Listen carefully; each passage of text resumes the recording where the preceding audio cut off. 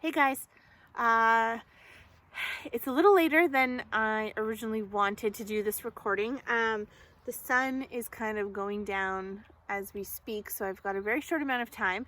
We had a little excitement here tonight. One of our hens hatched out a couple chicks and our sheep broke out of the pen, so we've been running around trying to see where they're breaking out from. Anyway, that aside, I am making this video so I can show you the process of making some chive blossom vinegar. I have a little batch started already in the house. It's probably like 3 or 4 days away from being ready, but I'd like to do a bigger batch. And once I'm done with this, I'm actually going to make some dandelion vinegar as well. So I've got, you can see I have like a really nice big patch of chives in the garden here. And basically all what you do is you pop the flowers off of the top of the chive. You can get a little bit of the chive on there too and chop it up to put in the vinegar. But you want to make sure that the chive blossom is opened but not gone to seed yet. So there's a pretty small window of time to get it done. And so what I'm going to do, I'm just going to gather up some blossoms here and then we'll head inside and I'll show you how to do the next part.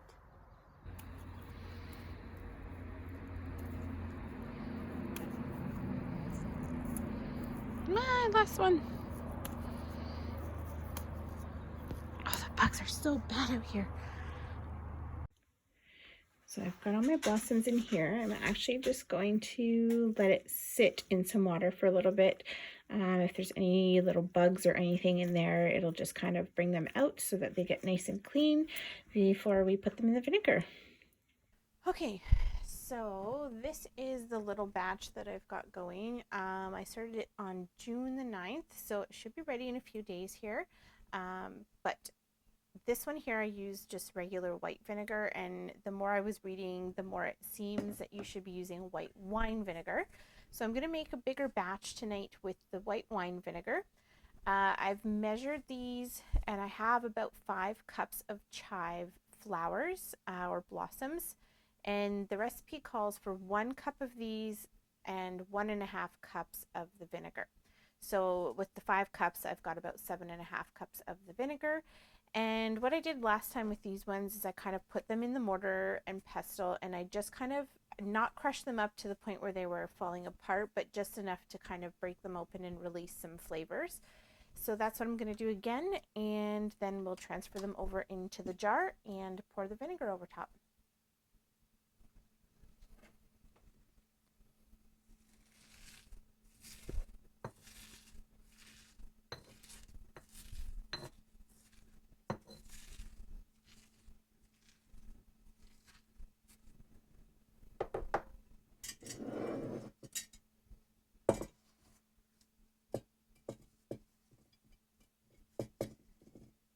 Now, a lot of the recipes, they're not super specific, but they do say to pinch the blossom off right under the head of it there.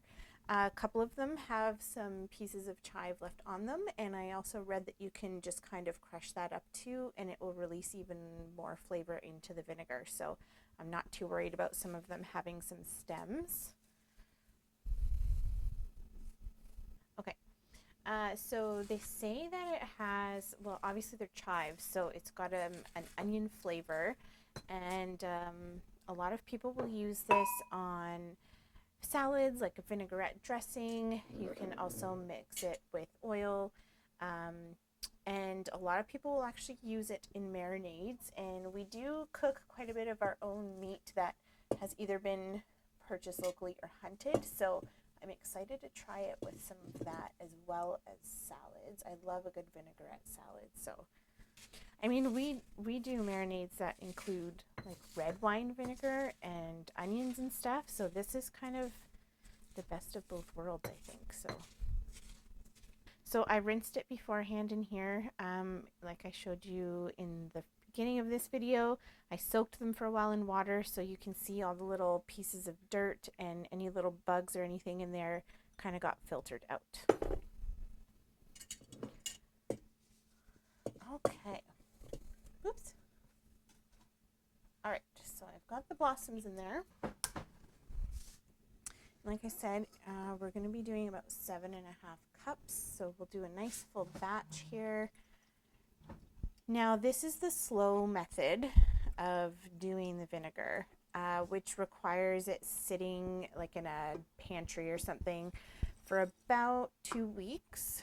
You can do a quicker method. You can look it up online where you put hot vinegar in and it's ready a little bit faster than the 2 weeks. But they say the infusing over 2 weeks actually helps bring the flavor out even more. So that's why I'm going that route. How many cups are in a liter? There's 1,000 milliliters in a liter. So, okay, I don't want to lose track. So that's 3. You're saying those are 1 liter things. So if you did that, you just... Well, let's find out.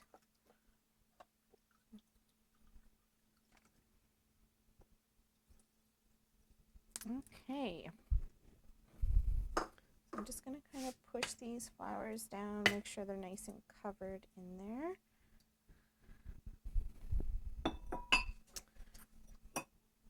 And that's it. So we'll cover that up. Okay. So we're going to leave it up there for a couple of weeks. I'll mark it on the calendar so I know when it's ready.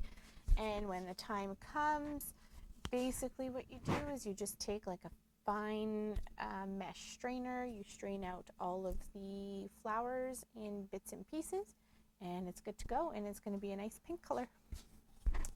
That's it.